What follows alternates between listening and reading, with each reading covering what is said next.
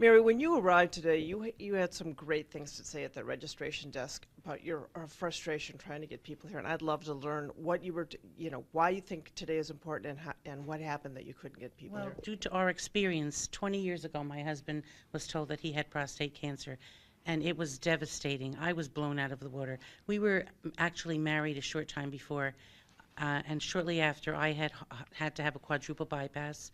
And then 7 months after me, Howard got prostate cancer.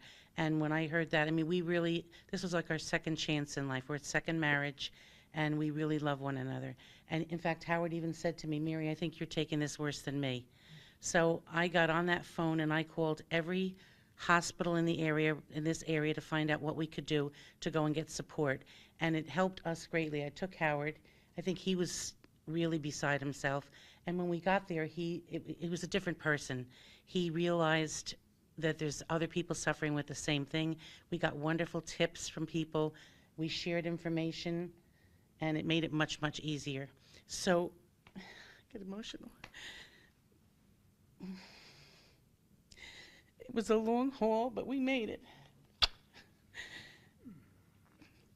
So we try to spread the news. We tell people about it. We even try to bring people, but you can only make people do what they want to do. And I guess today you tried to bring some people and you couldn't get them interested.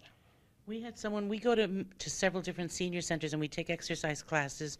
One of the directors of one of our senior centers' husband came down with this problem, and we tried to tell her about it, encourage them, bring them information. We even offered to go with them, but they just didn't want to give into it. And I think to myself, sometimes on the man's end, maybe it's pride, they're embarrassed, and I think it's so sad. And I even hear people in here today, and I wanted to open my mouth and say something. For some reason, I didn't speak today. One man said he felt worthlessness, and I thought to myself, I don't know why the men come from a place of thinking that their worth depends on their parts. It really has nothing to do with it. It comes from their heart and their mind and who they are, not from having something like this and thinking because you have prostate cancer, you're no longer worthy. If they have wives or girlfriends or whatever, they should be there to support them and make them realize that sex is not the only thing in the world. For some reason, I've heard many, many men base it on whether they can, in quotes, perform anymore, which is a terrible word, because it's all about who you are as a person, your being, and your being is not based on this. Mary and what she's done for me, with me, and together is probably nothing less than a miracle. And I don't think I might be here or alive if it wasn't for her, because she's very dynamic, very understanding, very loving, caring. She is like the modern-day Mother Teresa, but her really name is Mother Mary. So that's the kind of person she is. I've never quite met anybody like her before, so I can't sing her praises enough.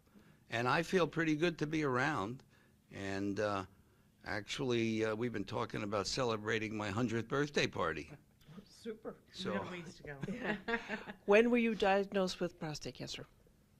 Well, it was after my fourth biopsy. I had over the period of 10 years. The urologist had been watching me for a long time. I had a lot of problems with BPH.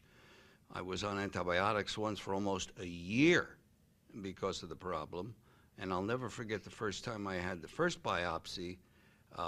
I always thought biopsy meant like you take a knife, you cut it, and you examine it. But on a prostate biopsy, it's multiple biopsies they do.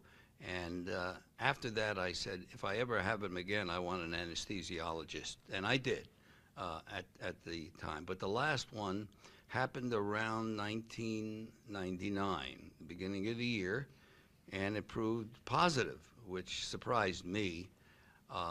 And I had a lot of options to consider, and I didn't know which way to go. She set me on the right path. And that's history, but it's really pretty much current in my mind, because I don't forget that kind of stuff. And I had gone through a lot of emotional ups and downs. It wasn't for Mary, I don't know if I would have made it. I don't think I would have. I probably would have done nothing, and it might have gotten worse and metastasized, and it would have been my own demise at my own hands, which wasn't a smart thing to do, but that kind of stuff does happen. But it's over. I haven't had any issues with prostate cancer since, but I've had a melanoma, skin melanoma, I've had a basal cell cancer, I've had a squamous cell cancer, all on my skin, so I've survived those as well, and I get that kind of stuff, so I try to do my best to stay out of the sun, but in terms of how I'm doing now, I feel fine.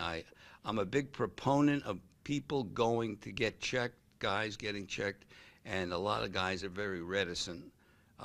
Sometimes they don't like to hear what they have to do, especially a DRE. And What would your advice be to those men? come to an us two meeting. That's what I try to tell them. And I even sometimes volunteer to take them myself. And I go to quite a few different ones. And I've been very happy because of Mary found them for me. I didn't even think about how to pursue it. We attended meetings everywhere. We attended the meetings in Hackensack, in Pascack Valley. Ridgewood had a care group that was alternative methods, and they had guest speakers. Morristown, we did it all. And that's how we live our life. We keep very busy, very positive. We exercise every day, 5 days a week. We go to different senior centers. We do yoga. We do every alternative thing, meditation, right? Zumba classes. We do it. Zumba.